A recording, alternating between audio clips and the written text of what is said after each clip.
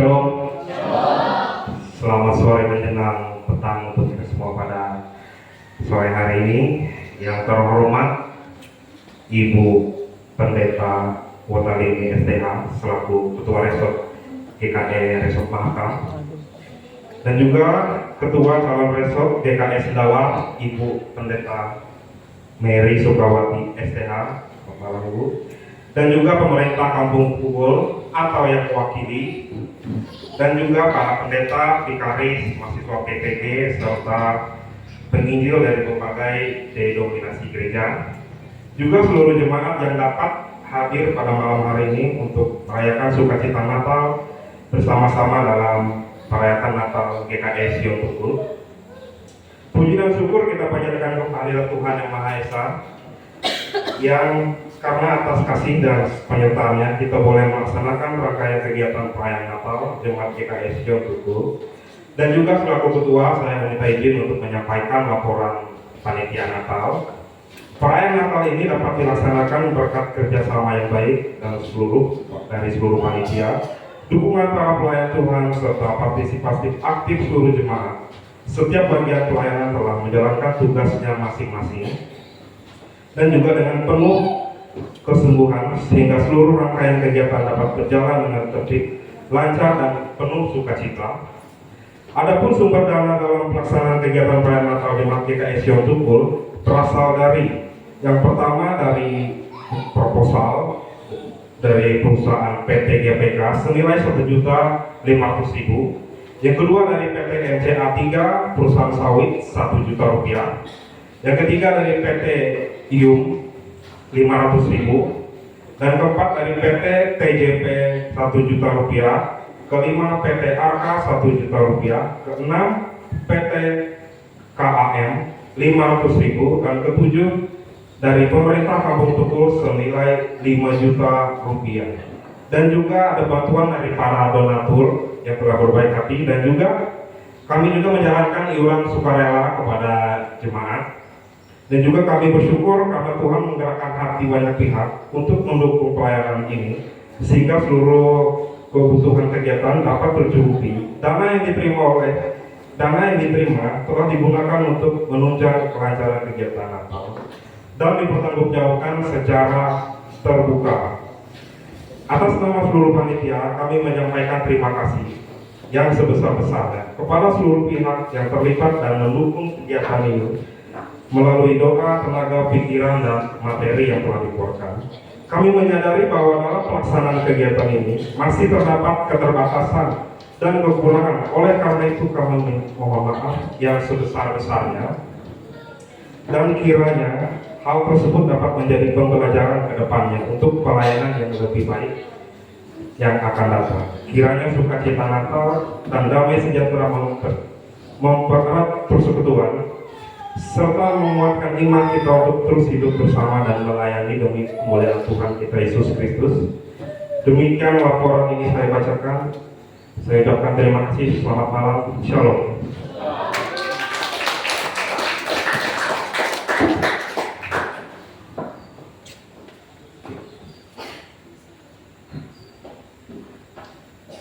Baik, terima kasih atas laporan yang telah disampaikan. Tuhan Yesus memberkati. Baik, masyarakat yang Natal yang terkasih, kita akan memasuki ibadah Natal kita. Mari kita siapkan hati dan pikiran kita untuk memuji dan memuliakan Sang Raja Damai. Bagi yang bertugas, dipersilakan. Bapak Ibu, sidang masyarakat yang Natal sekalian, selamat sore menjelang malam dan shalom. Sekali lagi shalom.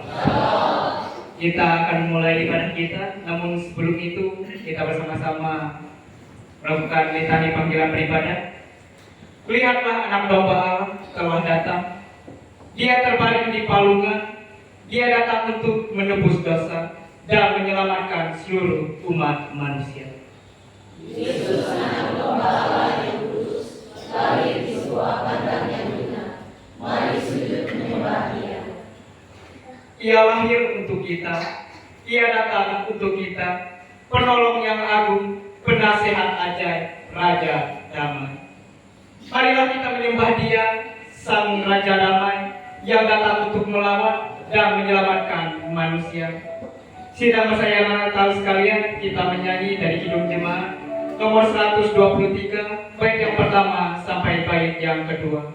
Bait yang kedua, sidang persayangan Natal, dimohon untuk berdiri.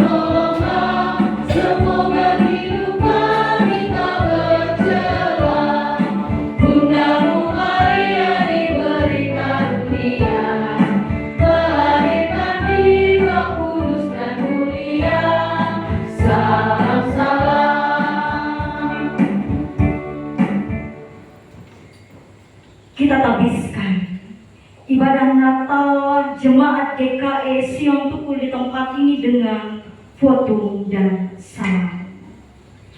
Ibadah Natal ini dikuduskan dalam nama Allah Bapa yang membawa terang kepada kita, yang memberikan anaknya yang tunggal Yesus Tuhan, lahir di kandang domba, terbaring di dalam palungan, dan diberitakan karena kasihnya dari dulu, sekarang, sampai selamanya. Kasih karunia dan damai sejahtera menyertai saudara sekalian.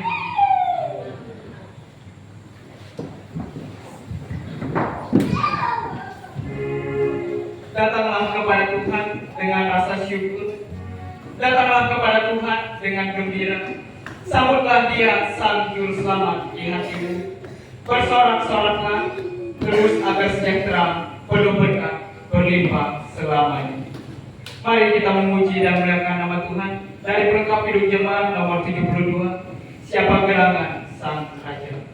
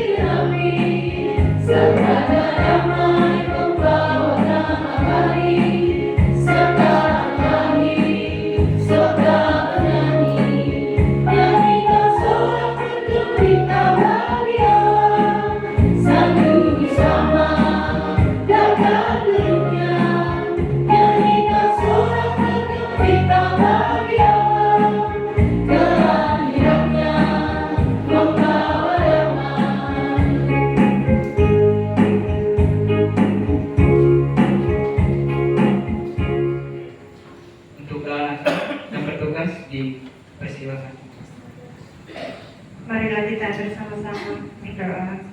Bapa yang di surga, kami bersyukur atas kasih yang besar melalui kelahiran Tuhan Yesus Kristus yang membawa damai terang dan keselamatan bagi dunia. Kiranya sukacita dan damai Natal memenuhi hati kami, menguatkan iman, mempersatukan jemaat, dan menolong kami hidup dalam kasih kepada sesama.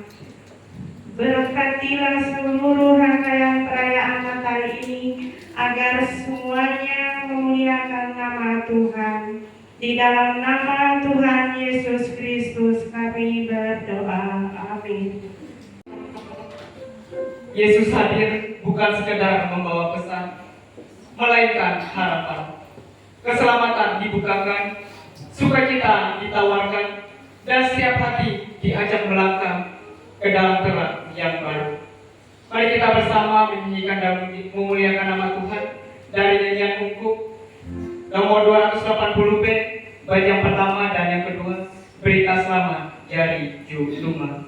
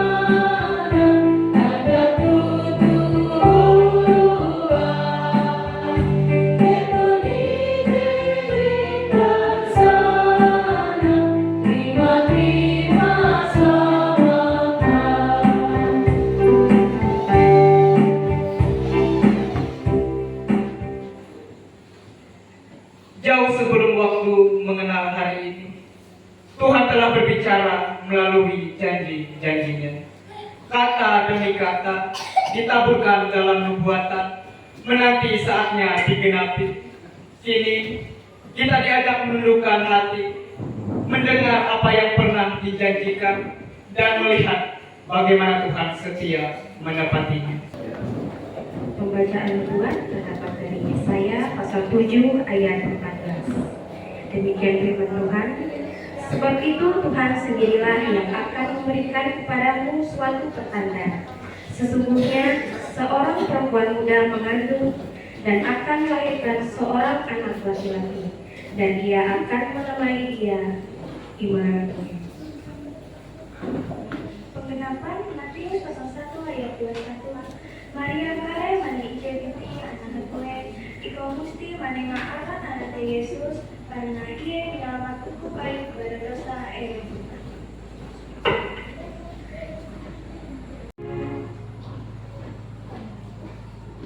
Saat langit dan bumi bersaksi, alam raya pun bersuara, sukacita keselamatan menggema, menyatukan ciptaan dalam pujian.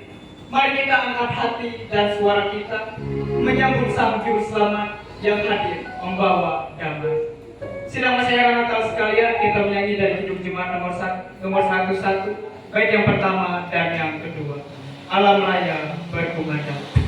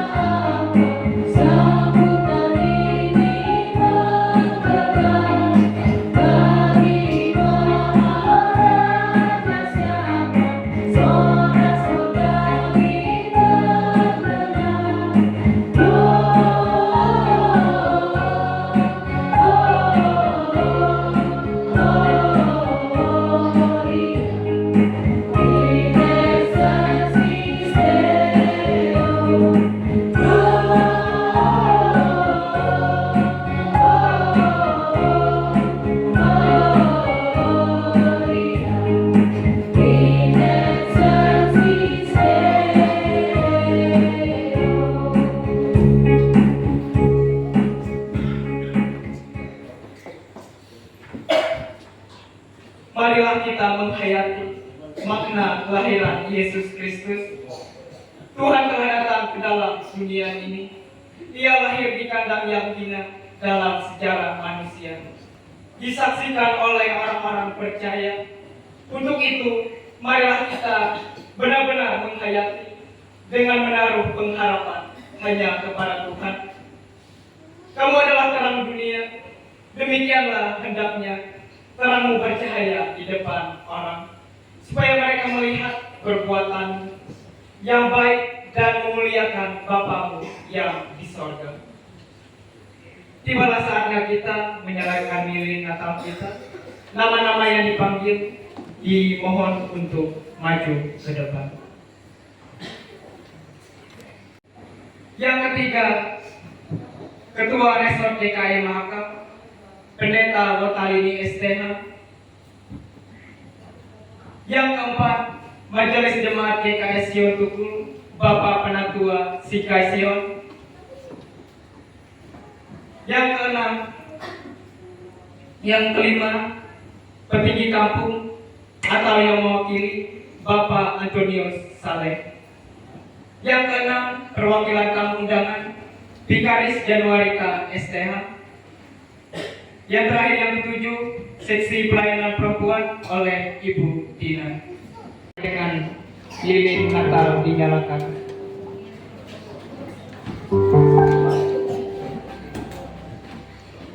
Petinggi kampung Bapak Dino saya dipersilakan untuk maju ke depan.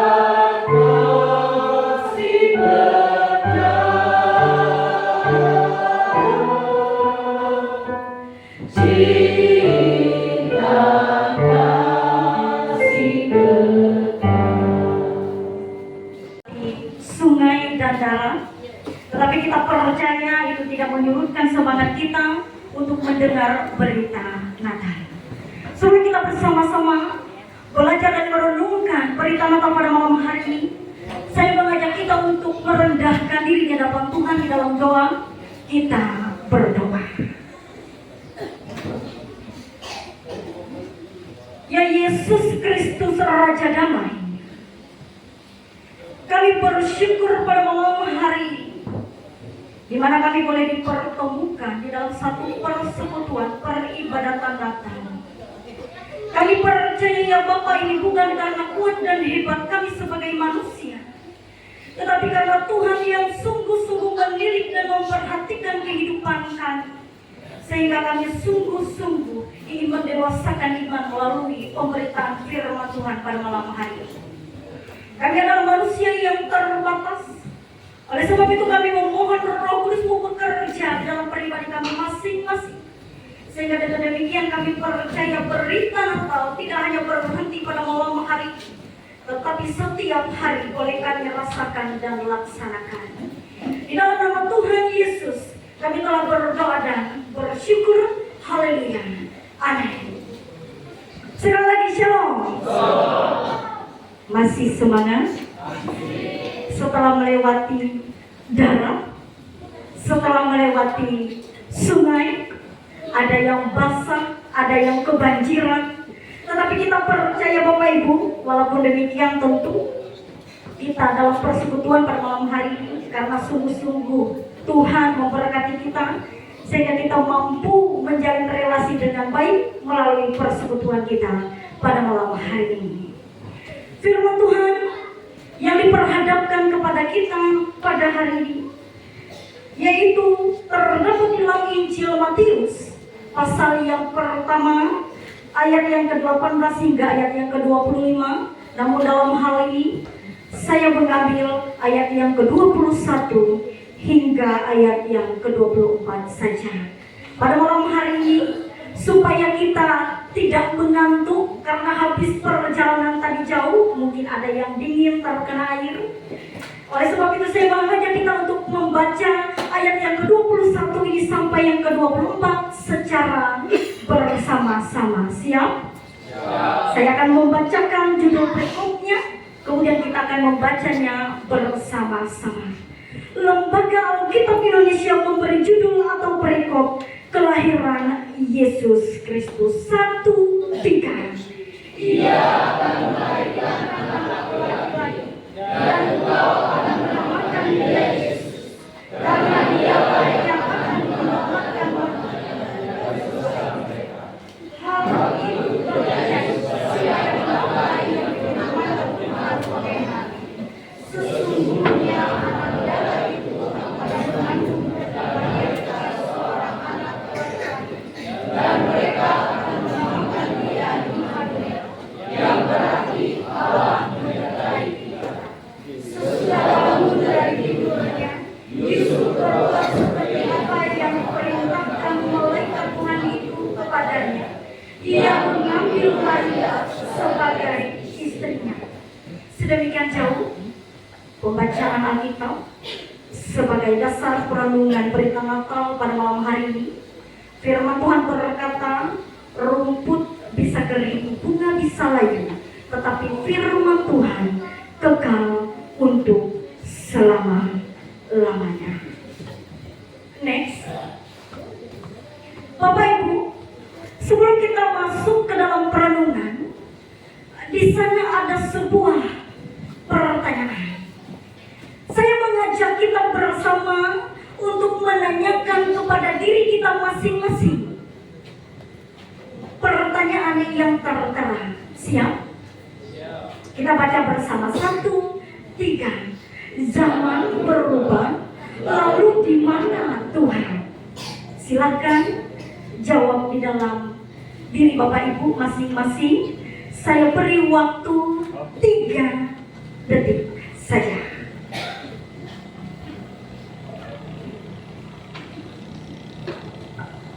Sudah? Jawabannya silahkan simpan di dalam hati masing-masing. Selanjutnya,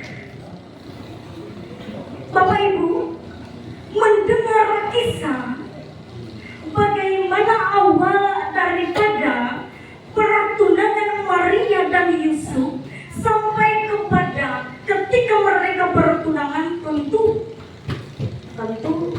sudah setiap Natal kita mendengarkannya.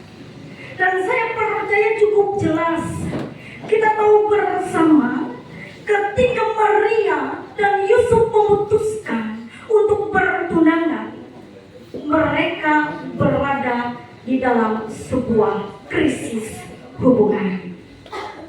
Kita telah mendengar berkali-kali ketika seseorang hamil atau mengandung pada budaya Yahudi pada saat itu, tentu hal tersebut sangat-sangat dianggap aib. Dan kemudian tentu pun ketika Yusuf mendengar akan kabar itu, pasti ia merasa syok. Pasti ia merasa tertekan. Ia merasa bingung. Ia merasa bimbang. Apakah saya harus lanjut? Ataukah saya harus berhenti? Kalau kata pepatah Bapak Ibu, maju kena, mundur kena juga. Sama-sama kena. Jadi oleh sebab itu tentu pada saat itu Yusuf sangat bimbang. Yusuf sangat-sangat pada saat itu merasakan suatu kegelisahan yang sungguh besar. Terlebih pada saat itu, Bapak Ibu, Yusuf sangat-sangat gelisah karena ia merasa takut. Takutnya karena apa? Takutnya pada saat itu Maria dihakimi oleh orang-orang, oleh ketua gereja pada saat itu. Itu yang ia takutkan. Lalu pertanyaannya kepada kita adalah, mengapa Yusuf takut akan hal itu? Padahal bisa saja karena rasa kecewa yang ia rasakan pada saat itu ketika tahu Maria sedang mengandung, bisa saja ia melaporkan hal tersebut kepada tua-tua, sehingga pada saat itu Maria dihukum dengan dilempari batu.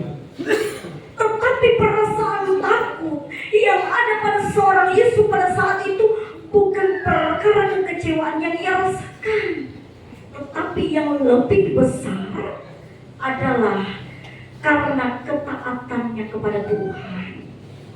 Karena ia adalah seorang yang taat, ia adalah seorang yang penurut terhadap Tuhan.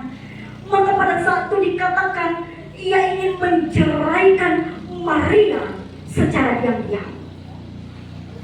Agar apa? Agar Maria tidak dihakimi, agar Maria tidak dikucilkan. Bapak Ibu pernah dengar ibu-ibu tukang gosip? Pernah dengar ibu-ibu tukang gosip? Atau mungkin ada bapak-bapak yang tukang gosip?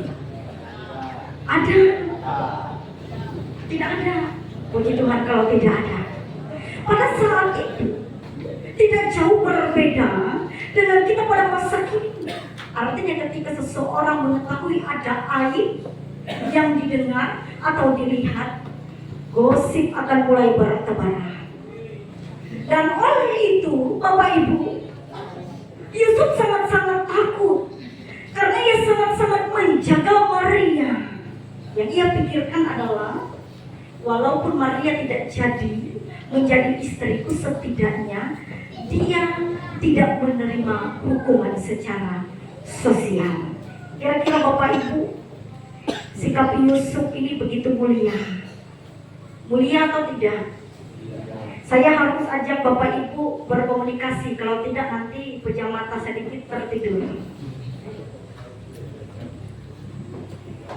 Sangat-sangat mulia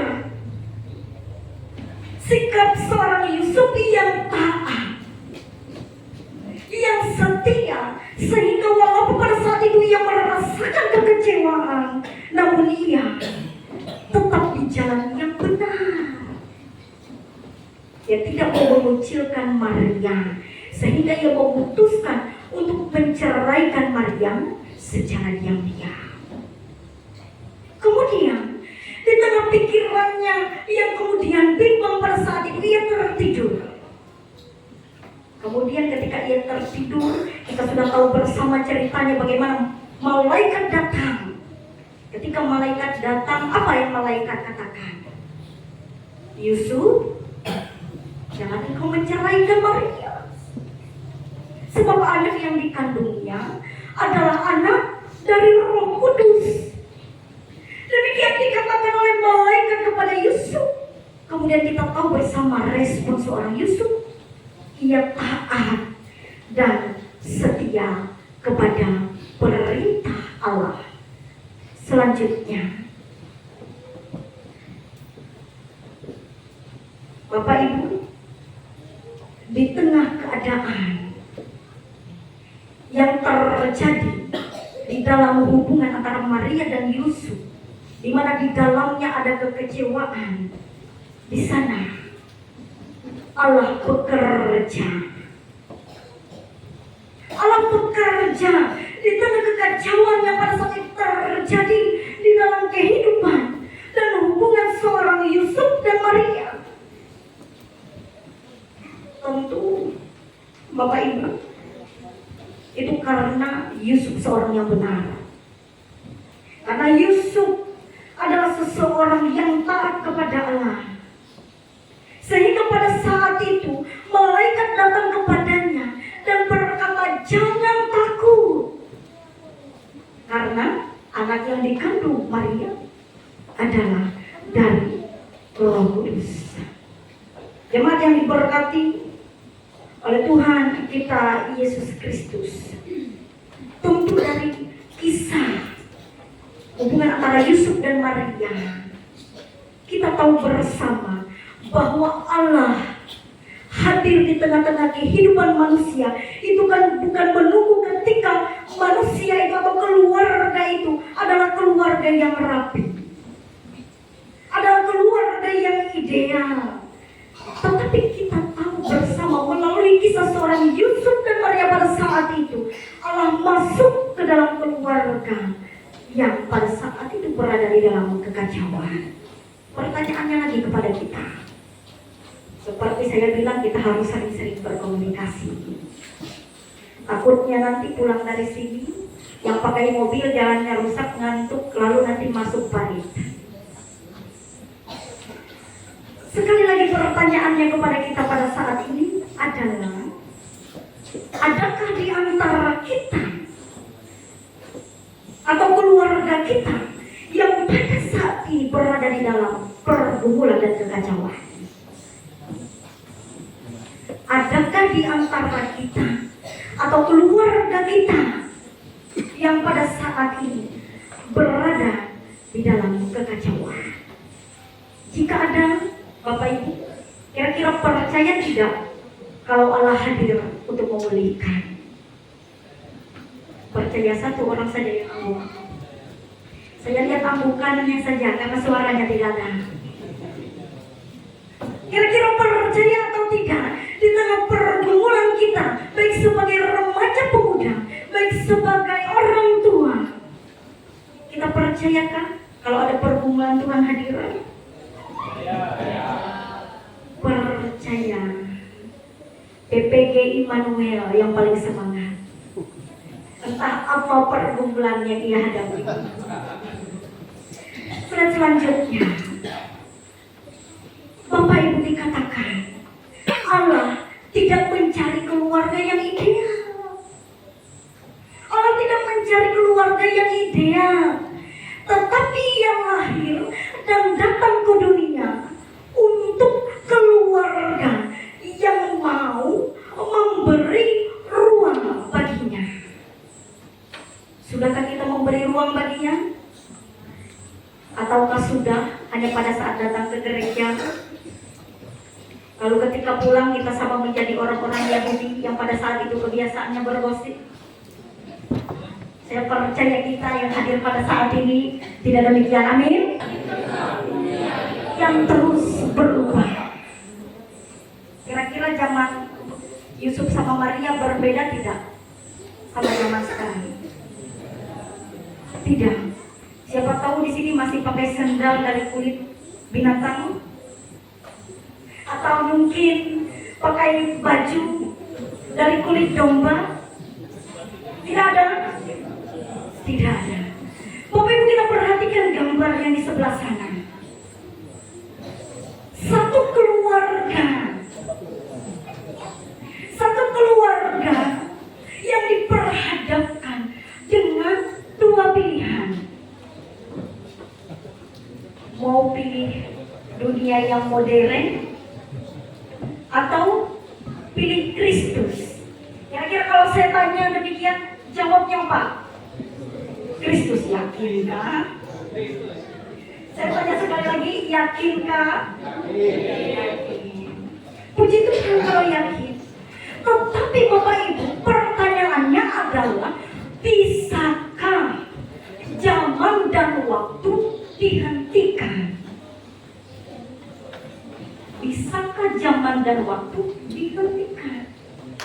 Kalau kata lagu, kalau kata puisi, Bapak Ibu, kalau lagi jatuh cinta itu kata puisi, seandainya waktu bisa kuhentikan, ingin ku melihat wajahmu yang cantik itu.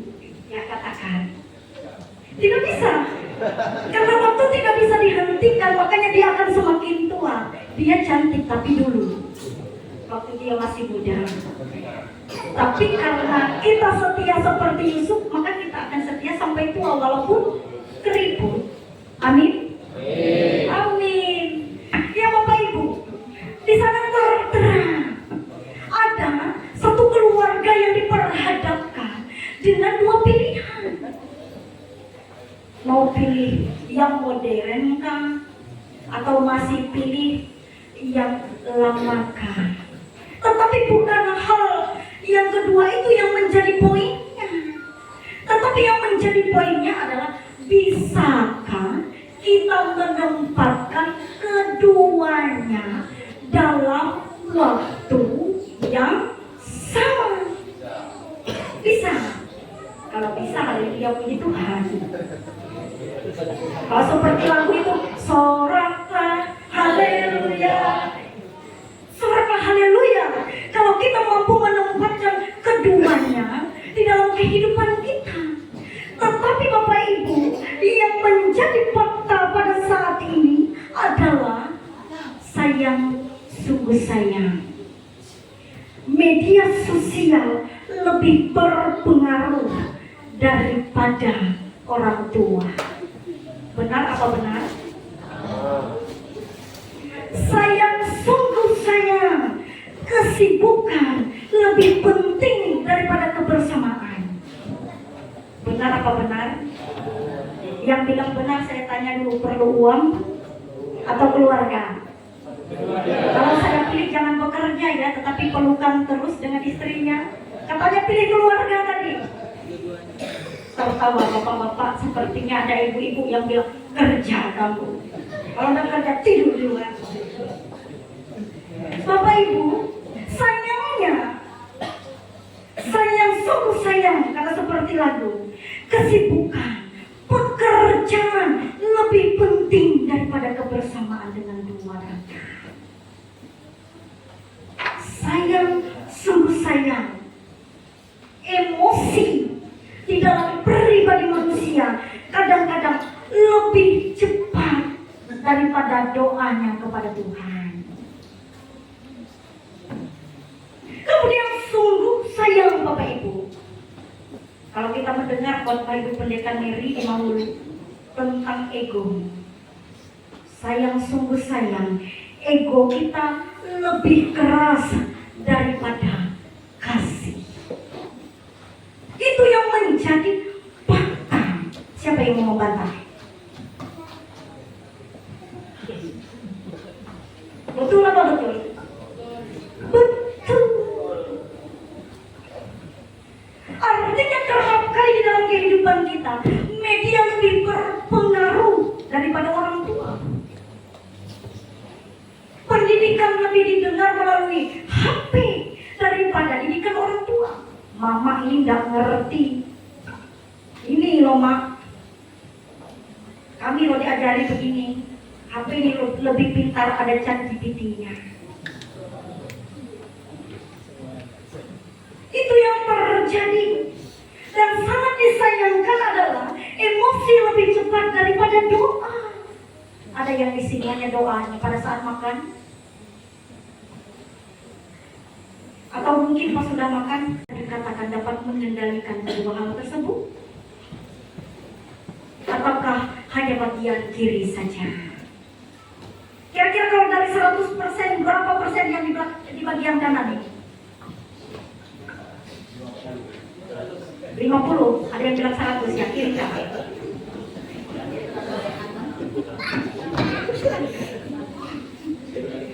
50, oke. Boleh, kalau 50 saya terima jawabannya. Berarti kalau bagian kiri 50 berarti bagian kanan 50, sehingga seimbang tadi ya. Puji Tuhan kalau demikian. Tetapi jika di antara kita masih ada yang lebih berat sebelah kiri, mari kita atur lagi timbangannya. Pernah timbang karet? Saya kalau timbang karet itu teliti. 1 on saja hilang, 1.000 rupiah hilang. Artinya mari kita dengan teliti menimbang keduanya sehingga seimbang. Walaupun zaman berubah, tetapi jangan sampai ketaatan kita kepada Tuhan hilang. Amin? Yakin? Yakin. Selanjutnya, Bapak Ibu jemaat sidang masa raya Natal, ketika melihat gambar tadi, masih mungkinkah keluarga Kristen bertahan? Yakin? Harus yakin. Karena kita menikah hanya 1 kali saja. Kalau ketahuan nanti bisa berabe. Kemudian, masih mungkinkah keluarga hidup kudus di tengah perkembangan zaman yang sungguh semakin cepat? Sekarang zaman kita sudah berada di mana? 4.0. Sungguh luar biasa perkembangan zaman. Sudah tidak kirim surat cinta melalui tulisan.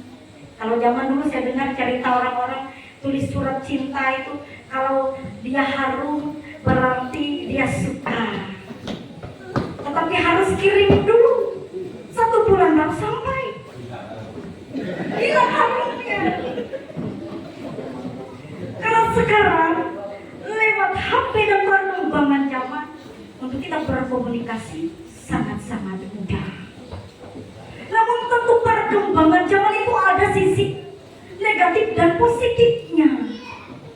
Lalu bagaimana dengan keluarga kita di tengah ada sisi negatif dan positifnya tadi? Bisakah bertahan? Harus dipertahankan. Lalu bagaimana cara mempertahankannya Bapak Ibu? Ada yang bisa jawab? Kalau bisa jawab saya ajak makan nasi goreng di Pastori. Kira-kira cara mempertahankannya dengan apa? Dengan taat. Taat itu bagaimana? Apakah yang taat hanya istri saja? Apakah yang harus rajin membimbing keluarganya hanya ayah saja? Atau mungkin orang tuanya, dua-duanya tidak taat lalu anaknya? Mama ini aku loh malu ke gereja, gak ada temannya, aku sendiri.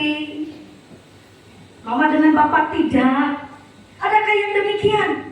Hanya anak saja mungkin taat? Hanya ibu saja taat? Atau mungkin hanya ayah saja taat? Atau hanya Kristen saat Natal? Tidak ada? Tidak ada. Amin, puji Tuhan kalau tidak ada. Selanjutnya,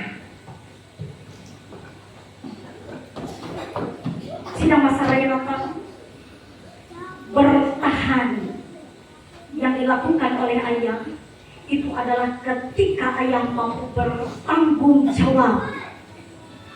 Dan bertanggung jawabnya itu bukan dengan keperkasaan, bukan. Jadi kalau pilih-pilih laki-laki itu, kalau kata orang tua saya dulu, jangan pilih karena dia gagah. Kebetulan saya dapat yang gagah.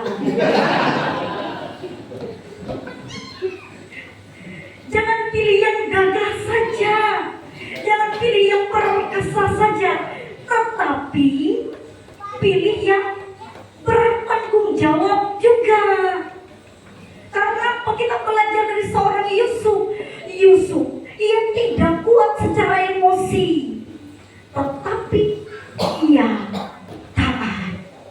Selanjutnya,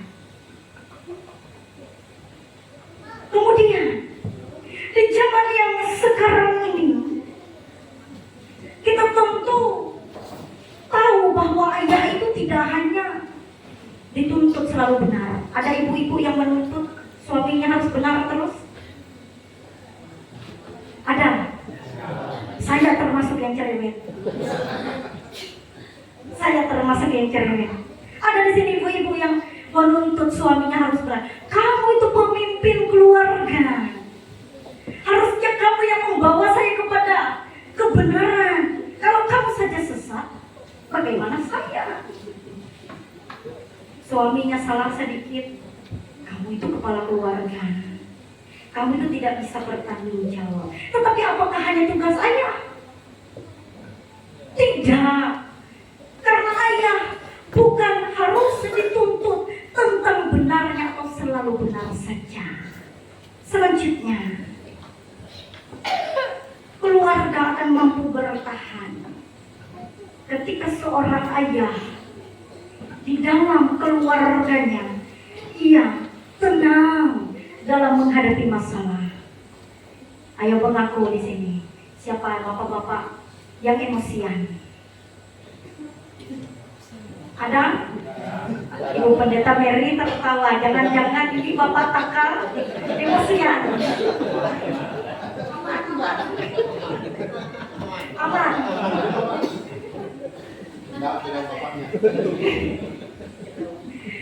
Untuk dapat menjaga keutuhan keluarga, ayah itu bukan hanya harus selalu benar, tetapi ayah ketika menghadapi masalah, ia harus tetap tenang.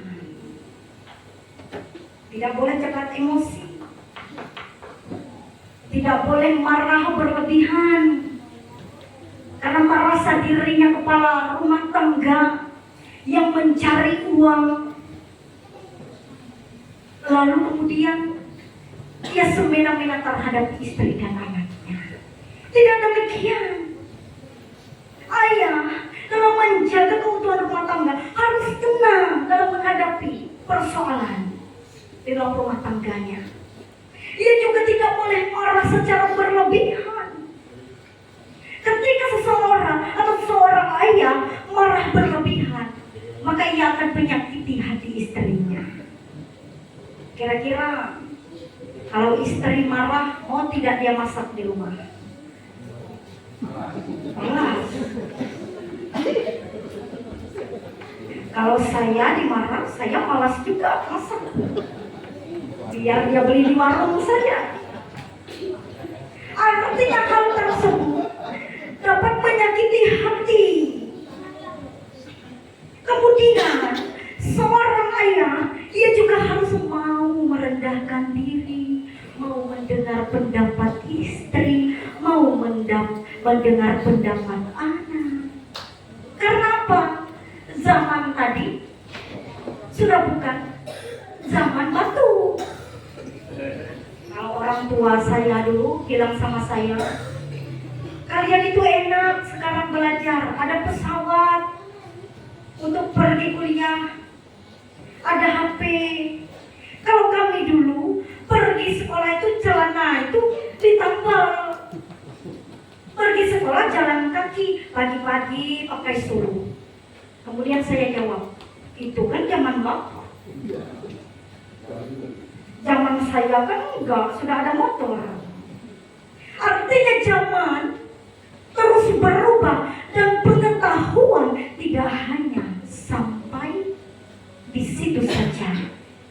Ada banyak pengajaran baru, ada banyak pengetahuan baru.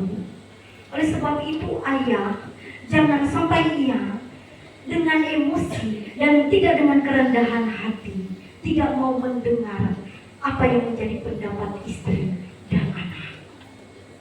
Karena jika demikian, maka tentu keluarga tidak akan mampu bertahan. Kalaupun hanya mampu bertahan, pasti kalau kalau kata orang Banjar itu hambar menjalaninya, hambar menjalaninya, tinggal sekedar wara. Artinya kalau demikian maka hubungan akan menjadi hambar. Tidak ada kasih Kristus di dalamnya, tidak ada saling mau mengerti di dalamnya. Yang ada hanyalah ego pribadi, menganggap saya yang paling benar. Sistem patriarki, karena menganggap keluarga dialah yang paling benar. Kemudian ayah juga dituntut untuk dapat memberi contoh. Siapa yang di sini ngaku saja, saya paksa ngaku ya. Siapa yang di sini sebagai seorang ayah? Nah, pergi sekolah minggu, tapi dia di rumah masih baring. Kalian anak-anak ini yang harus pergi. Kalau kami orang tua ini sudah tua.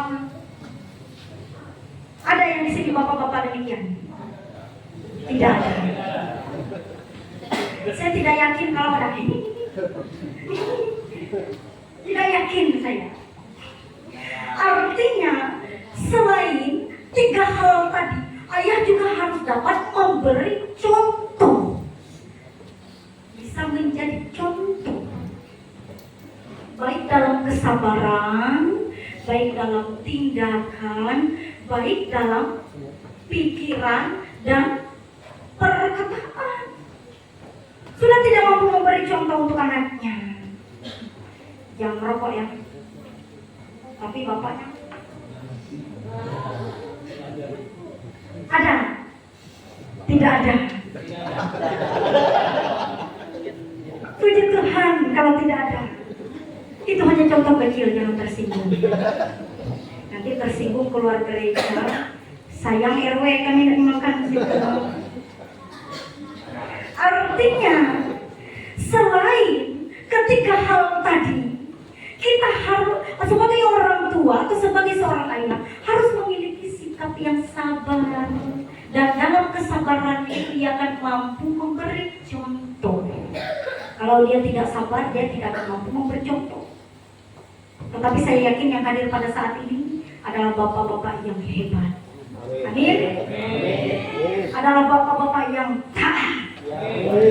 Kalau begitu, besok-besok kalau nyuruh anaknya ke gereja ikut ya.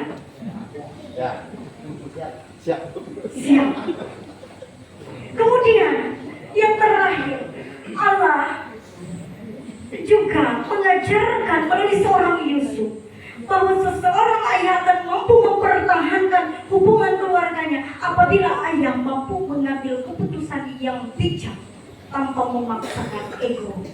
Siapa yang di sini sebagai seorang ayah memaksakan ego? Tidak ada.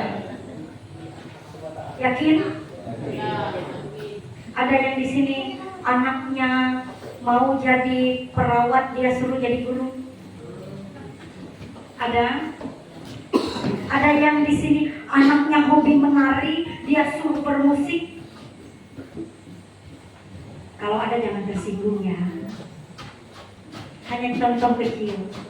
Tetapi kata dosen saya dulu, kalau tersinggung syukur puji Tuhan, berarti betul dia berdosa. Artinya sebagai seorang ayah yang mampu melakukan kelima hal tadi, karena sesuai dengan subtema kita, seorang ayah itu ketika ia mampu memberikan ketenangan kepada seluruh keluarganya, maka itu sudah menggambarkan bahwa Kristus memulihkan martabat keluarga melalui seorang ayah yang taat. Meski berat. Kira-kira mudah tidak? Saya tanya seorang ayah dulu. Karena saya belum menjadi ibu, anggap saja saya gadis ya, di atas ini. Saya tanya seorang ayah, kira-kira menjadi seorang ayah itu berat atau tidak?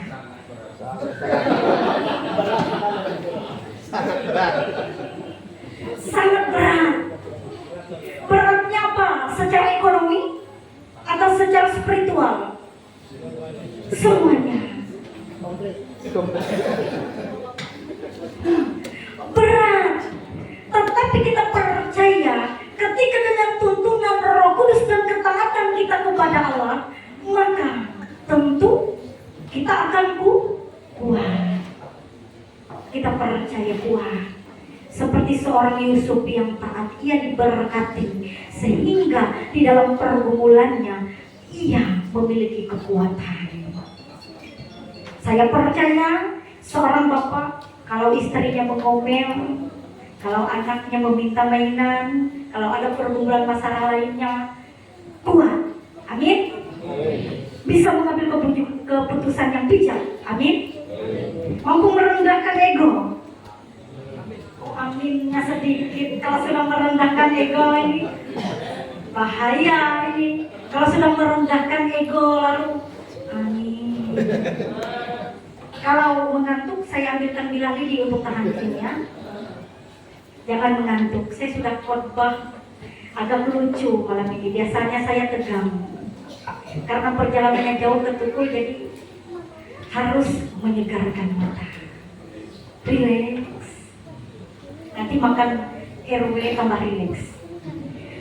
Artinya, ketika kita memiliki ketaatan yang sama seorang ayah, dengarkan.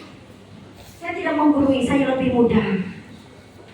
Seorang ayah ketika kita memiliki kekuatan, yakin Tuhan memberkati. Ketika kita memiliki ketaatan, yakin Tuhan berkati. Amin, Tuhan kuatkan. Amin. Percaya saja. Karena yang harus dipercayai hanya Tuhan. Kalau kita taat, pasti Tuhan berkati. Walaupun tidak sama seperti apa yang kita mau, tetapi rancangannya dikatakan dalam firman Tuhan jauh lebih indah dibandingkan rancangan kita manusia. Selanjutnya,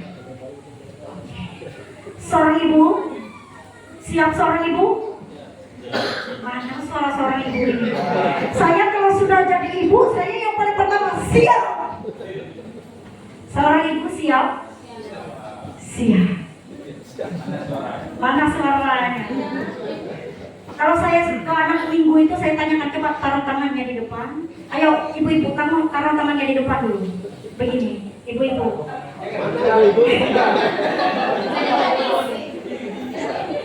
Ayo ibu-ibu, saya ajak taruh tangannya ke depan.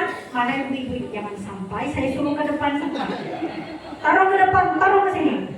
Ke depan dulu. Ayo. Ha dulu. Ha dulu. Ha. Bau tidak?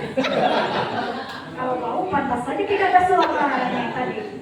Sekali lagi saya tanya ibu, siap? Siap.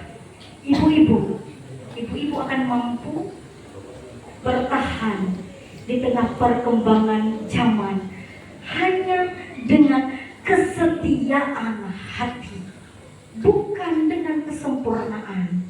Ayo bapak-bapak, siapa yang menuntut istrinya harus sempurna? Lawan saya di depan sini. Siapa bapak-bapak yang memaksa istrinya harus sempurna? Tidak ada. Kalau tidak ada, saya bela ibu-ibu ya. Saya bela ibu-ibu. Seorang istri akan mampu mempertahankan rumah tangganya ketika ia memiliki kesetiaan hati, tetapi bukan dengan kesempurnaan. Karena manusia tidak ada yang sempurna. Karena belajar dari seorang Maria tidak mengerti apa yang menjadi rancangan Allah, tetapi kemudian ia percaya. Kira-kira ibu-ibu percaya sudah Tuhan memelihara kehidupan rumah tangganya? Percaya. Amin. Ini yang bapak-bapak dari ibu-ibu.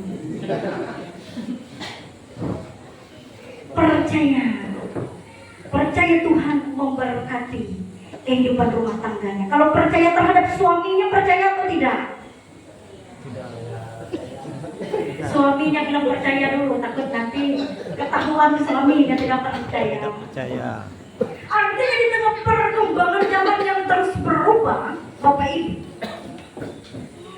untuk seorang wanita atau ibu, ia harus mempertahankan kesetiaan hati, bukan kesempurnaan. Jadi kalau cari perempuan, jangan yang sempurna. Karena nanti sampai Tuhan Yesus datang kali kedua, pada saat hari Maranatha tidak akan ketemu. Tidak akan ketemu. Yang dicari adalah wanita yang memiliki kesetiaan hati. Amin. Amin. Amin. Bapak-bapak amin. Yang pikaris-pikaris di belakang sana yang cowok-cowok amin. Pasti dia tanya dengan pacarnya nanti, kamu setia enggak sama aku? Tapi yakin ya, setia? Yakin. Apalagi kita perempuan ini harus setia walaupun tidak sempurna. Karena seorang Maria saja tidak mengerti rancangan Allah, tetapi ia percaya. Selanjutnya, kaum ibu, apakah hari ini ada kaum ibu yang merasa secara fisik lelah? Saya tanya dari hati ke hati, kaum ibu. Kalau bapak kalau tutup telinga ya, saya tidak akan bocorkan bahasa kalbu. Ayo bapak ibu, kaum ibu, apa ada menjalani hubungan pernikahan selama ini? Kira-kira adakah rasa capek secara fisik? Saya yakin kaum ibu tidak mau memberitahukannya, tetapi di lubuk hati paling dalam dari sekian yang datang pasti ada. Yakin kaum laki-laki? Kalau yakin jangan sakiti kaum perempuannya. Ya.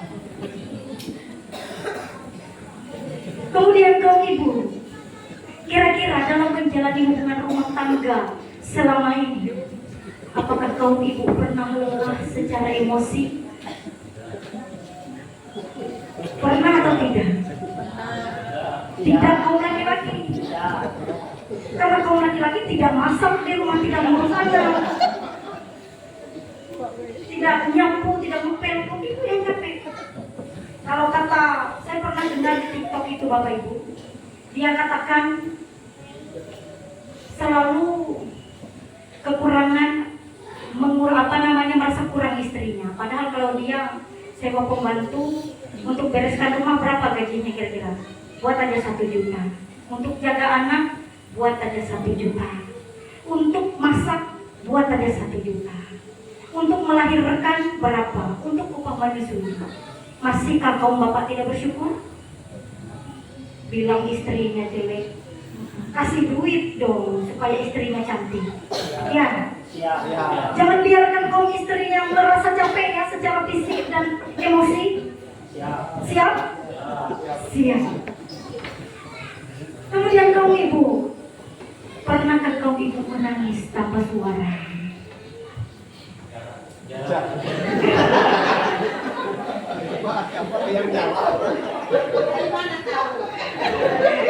Ya tadi siapa? Yang punya hatiku pendeta Dewi. Kalian mana tahu? Habis beras mana tahu?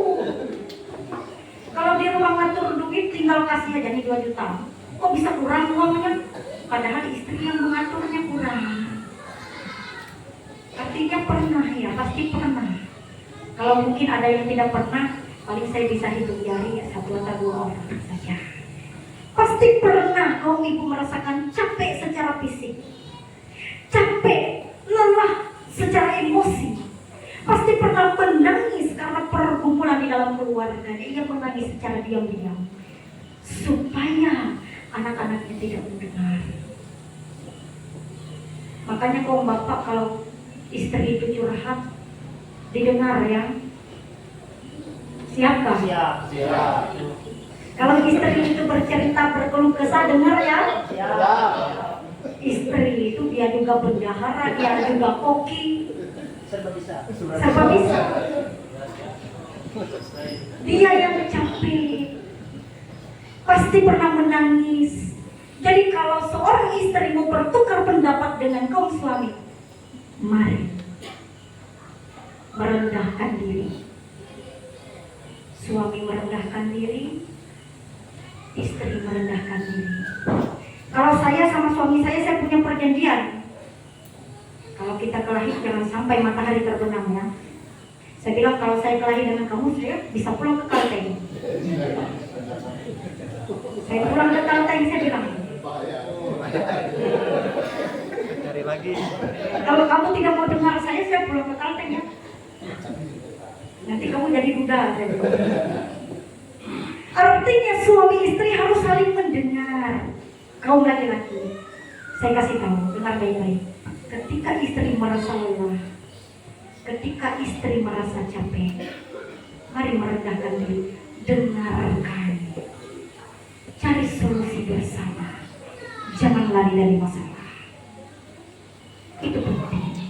Kalau bapak sudah kedemikian, sudah tapi garis itu ibu, Dewi, bahaya dia ini. Menyusup dia bilang pikar, padahal pikar baru masuk itu tidak boleh nikah. Kalau sudah puji Tuhan, selanjutnya kaum perempuan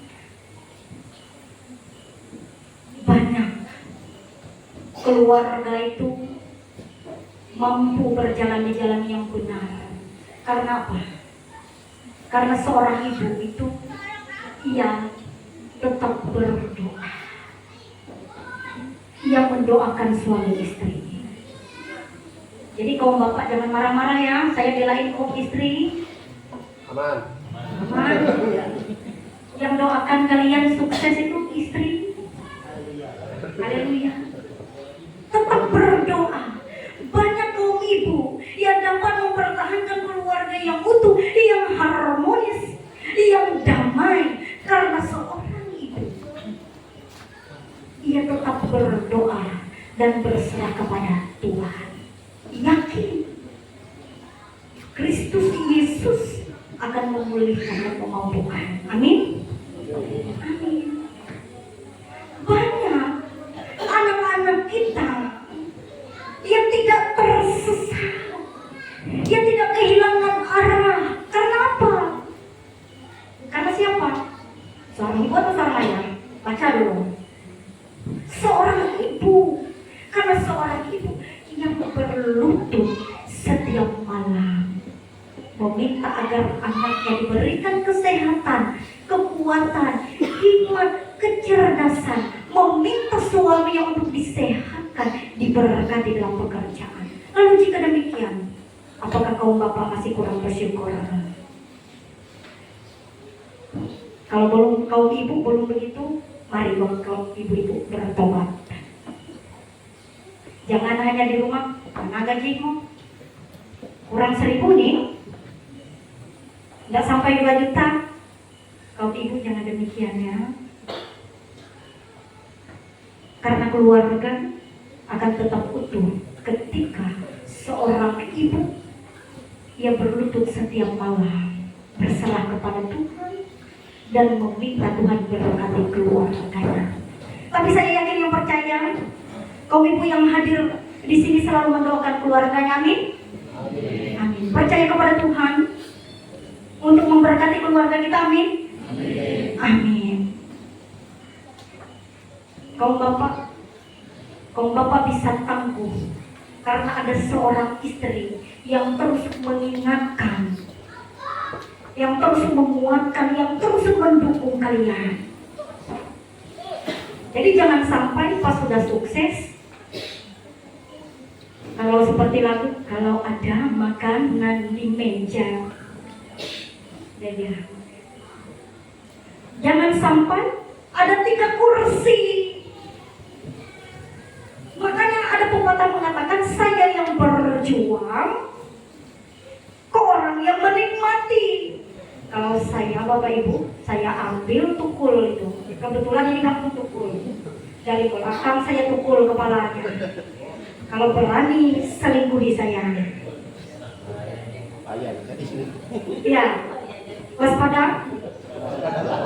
Waspada. Waspada kaum bapak ya. Artinya di dalam kehidupan seorang ibu, ia yang berdoa, ia yang menguatkan, ia yang mendukung, sehingga kaum bapak bisa menjadi tangguh. Ia yang mendoakan sehingga kaum bapak dilimpahi dengan kasih, kekuatan dan berkat. Kurang apa lagi? Kalau kurang, kata Roma Irama, sungguh terlalu. yang lebih menyentuh hati kaum bapak. Dengarkan, seorang perempuan demi menjaga keluarganya agar tetap utuh dan tidak retak, ia memilih mengampuni walaupun ia tidak salah.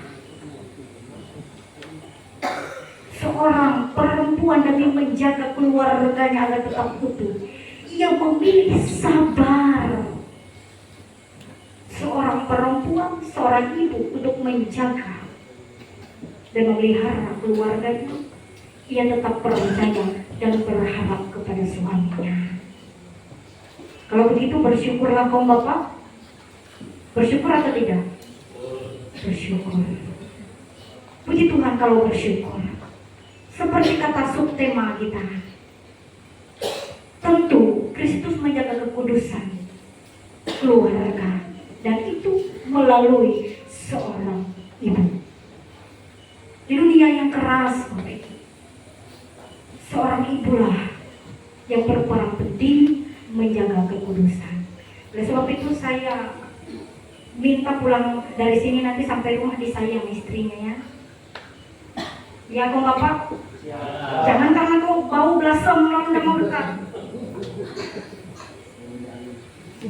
Disayang istrinya ya. Siap, siap kan tapi karakter ibu pendeta. Kaum bapak pulang dari sini, sayangi istrinya. Kalau ada masih yang menjangkal di hati, ungkapkan dan belajar mengampuni. Demikian sebaliknya kaum ibu. Jika masih ada yang menjangkal, ingat kaum bapak tadi berperan penting juga. Mari sama-sama introspeksi diri, merendahkan hati, meminta maaf, berpelukan. Ya, kalau suami istri berpelukan tidak salah. Jangan hanya waktu baru menikah lalu berpelukan, sudah lama tidak mau. Selanjutnya, seorang anak, bagi seorang anak, siapa yang di sini masih sebagai seorang anak, angkat tangan walaupun sudah menikah. Masih menjadi seorang anak? Masih. Takutnya sudah jadi kakek-kakek, tidak ada orang tua lagi, dia yang sudah jadi kakek. Ingat, di dalam keluarga, walaupun kita memiliki pengetahuan yang lebih besar daripada keluarga kita, semuanya tidak akan mempan kalau kita tidak bertahan dengan hormat terhadap orang tua dan hanya bertahan dengan kebebasan yang palsu. Semuanya akan menjadi sia-sia. Belajar daripada kisah seorang Yesus, ia lahir dan bertumbuh di keluarga yang tidak sempurna, tetapi kemudian ia belajar taat.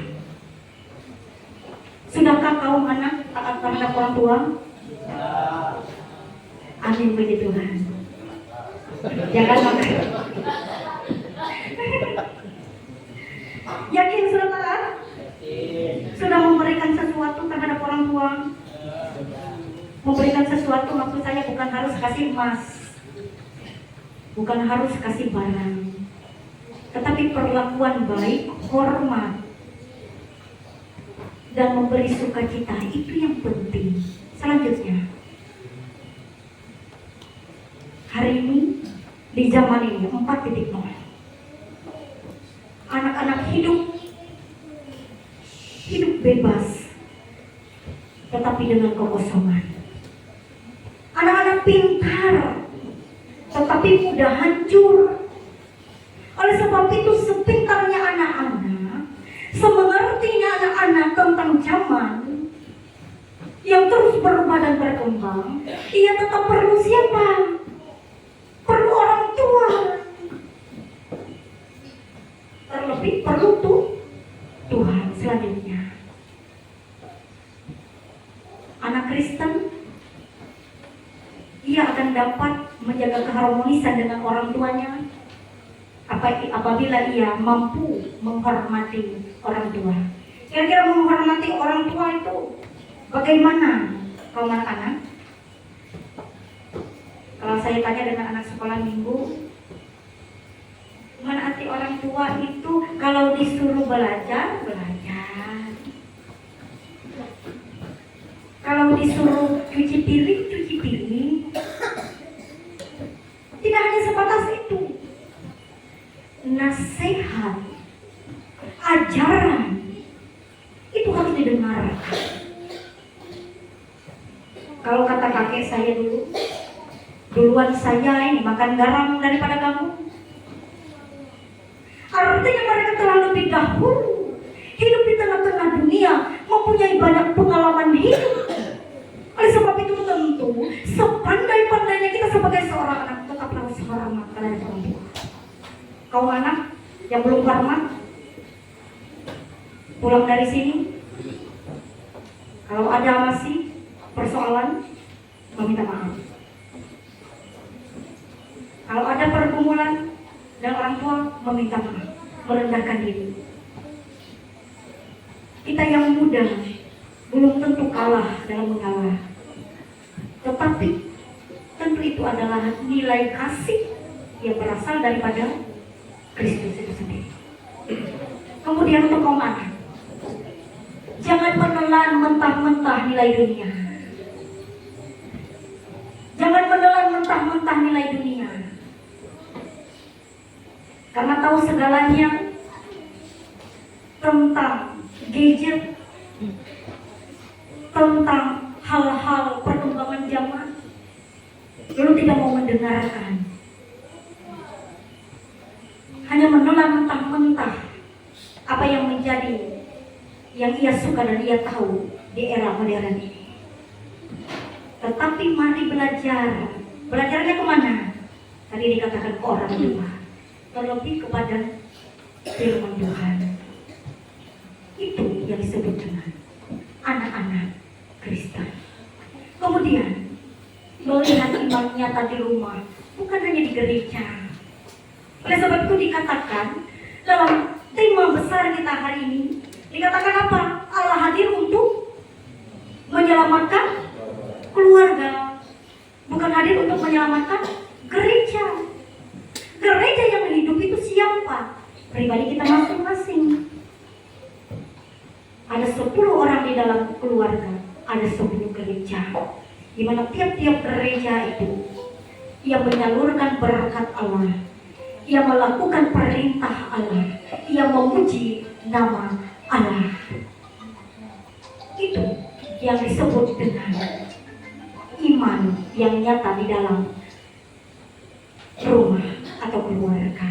Tapi saya tidak percaya yang hadir pada saat ini di dalam keluarganya semuanya baik, semuanya memuji nama Tuhan, semuanya menjadi gereja yang hidup, yang dimana melalui keluarga nama Tuhan dipuji dan dimuliakan, terlebih melalui keluarga kita relasi yang baik antar sesama boleh terjalin. Amin. Amin.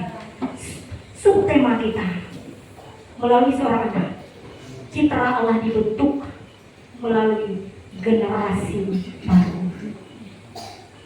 Kalau dikatakan anak tahun 99, 2000-an sampai sekarang anak gen apa?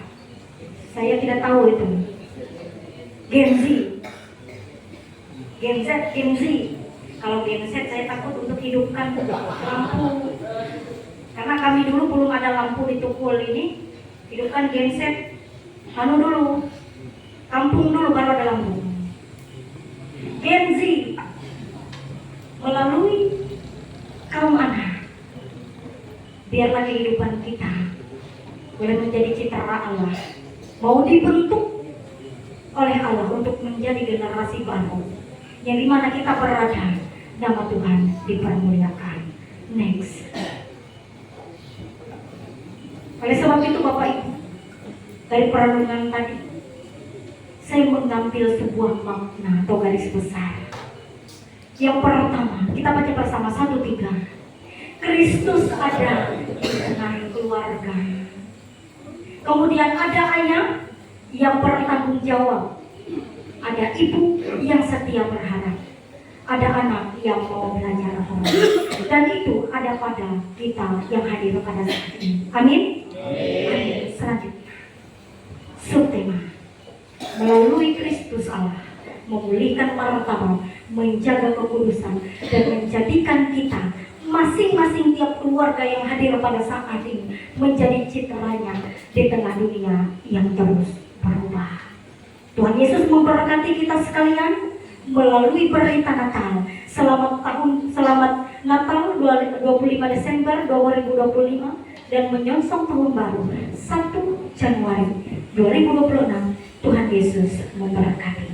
Sebelum kita sampai kepada doa syafaat, kami Jemaat Tukul ingin menyampaikan pujian. Bagi Jemaat Tukul, silakan maju ke depan.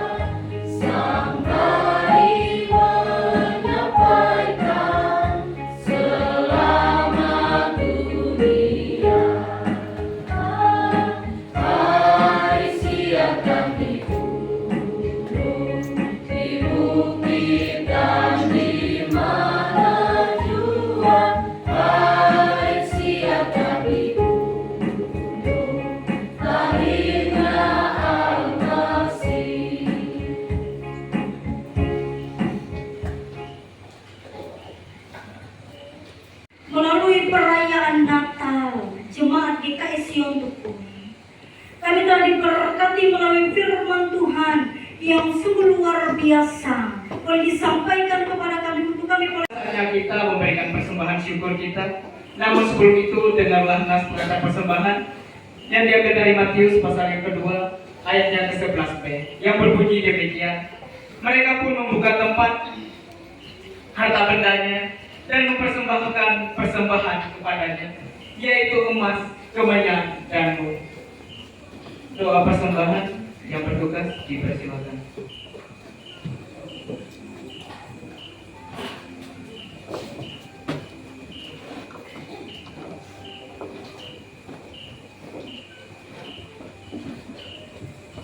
Marilah kita bersama-sama berdoa untuk persembahan kita. Bapa di surga, kami mengucap syukur dan terima kasih atas anugerah-Mu yang besar melalui kelahiran Tuhan Yesus Kristus.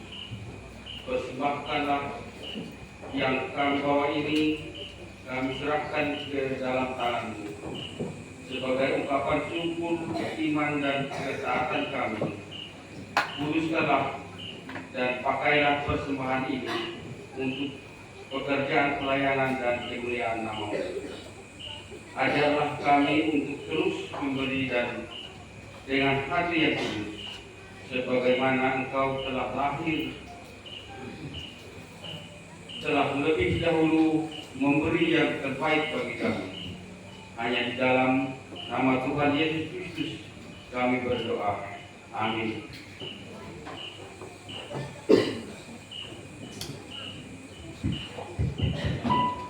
Persembahan akan diedarkan di tempat duduk dan juga maju ke depan.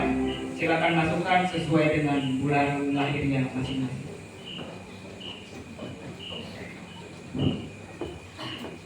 Sering dengan kantong persembahan diedarkan, kita muji dan muliakan nama Tuhan. Dari pelengkap hidup jemaat nomor 146, baik yang pertama sampai dengan persembahan selesai diedarkan.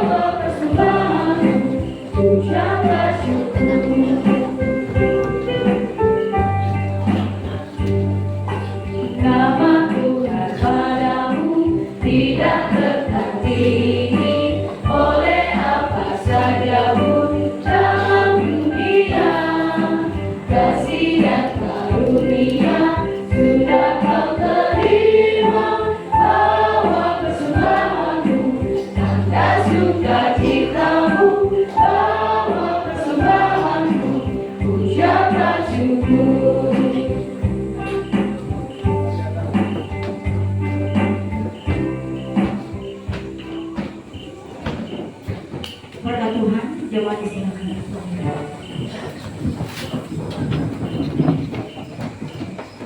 Pergilah dengan selamat. Bawalah sukacita Natal. Kiranya sukacita Natal memperbaiki relasi di dalam keluarga. Terimalah berkat Tuhan. Anugerah dari Tuhan kita Yesus Kristus, pengasihan Allah Bapa dan persekutuan Roh Kudus menyertaimu dari sekarang sampai selama-lamanya. Amin.